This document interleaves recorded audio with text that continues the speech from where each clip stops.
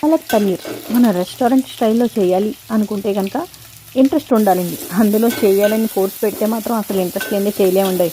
Interest ఉంటే మాత్రం కూర చాలా రుచిగా ఉంటుంది. నేను చెప్తాను. కొంచెం ఇంగ్రీడియంట్స్ ఏమున్నాయి, కారం, మసాలా కారం, అల్లం వెల్లుల్లి పేస్ట్, కొంచెం కారం. ఈ పాలకూర అయితే మాత్రం శుభ్రంగా నేను ఉడకపెట్టేసుకొని పక్కన పెట్టేసుకున్నాను. కలర్ పోకుండా కొంచెం కూల్ వాటర్ అయితే మాత్రం వేసి పక్కన పెట్టుకున్నాను. మిక్సీ ఆడేసుకున్నాను పేస్ట్ లాగా. కొంచెం ఈ పచ్చి వాసన పోయేంత వరకు ఉల్లిపాయలు వేసిన తర్వాత ఇవంతా కూడా బాయిల్ చేసేసుకుని తర్వాత ఉప్పు కారం అన్నీ వేసేసుకున్నాను. అల్లం వెల్లుల్లి పేస్ట్ ముందరే వేయించేసుకున్నాను. ఆ తర్వాత కూర అంతా ఒక 10 నిమిషాలు కొంచెం మగ్గబెట్టేసి కొంచెం ఆయిల్ కంటెంట్ పైకి వచ్చే వరకు ఉంచేసుకుని, ఆయిల్ అంటే బాగా ఎక్కువ కూడా పోయినండి, ఎక్కువ కూడా పట్టదు కూడాను. వచ్చిన తర్వాత ఈ ముందర పన్నీర్ అయితే మాత్రం కొంచెం నూనెలో వేయించుకున్నాను కదా, అవన్నీ కూడా లాస్ట్ని అయితే వేసుకున్నాను. బిర్యానీలకి బాగుంటుంది, చపాతీలకి బాగుంటుంది, ఏది మనం పూరీలు కూడా చాలా బాగుంటుందండి. అదండి ఈవేళ నేను చేసిన పాలక్ పన్నీర్ కర్రీ అయితే మాత్రం సూపర్ ఉందండి. మనం రెస్టారెంట్ మించిపోయిన స్టైల్ అయితే మాత్రం మన రుచి అయితే మాత్రం అద్భుతంగా ఉంది. నిజంగాను చాలా బాగుంది.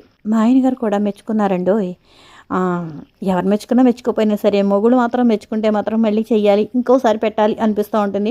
ఎవరు మొగుళ్ళు అయినా సరే ఒక్కసారి అండి, పెళ్ళం ఎంత కష్టపడి చేసినా బాగోపోయినా సరే చిన్నగా కొంచెం బాగుంది అని చెప్పారనుకోండి, కాంప్లిమెంట్ ఇచ్చారనుకోండి, అది కూడా చాలా ఇంట్రెస్ట్గా చెయ్యాలి అనిపిస్తూ ఉంటుంది. ప్లీజ్ మీ వైఫ్ కూడా ఎవరైనా సరే బాగోపోయినా సరే బాగుందని చెప్పకండి వాళ్ళకి, ఎందుకంటే బాధగా ఉంటుంది, మళ్ళీ చేయాలని ఇంట్రెస్ట్ కూడా చచ్చిపోతుంది. అందుకని బాగుందని చెప్పండి, బాగోపోయినా కూడానండి.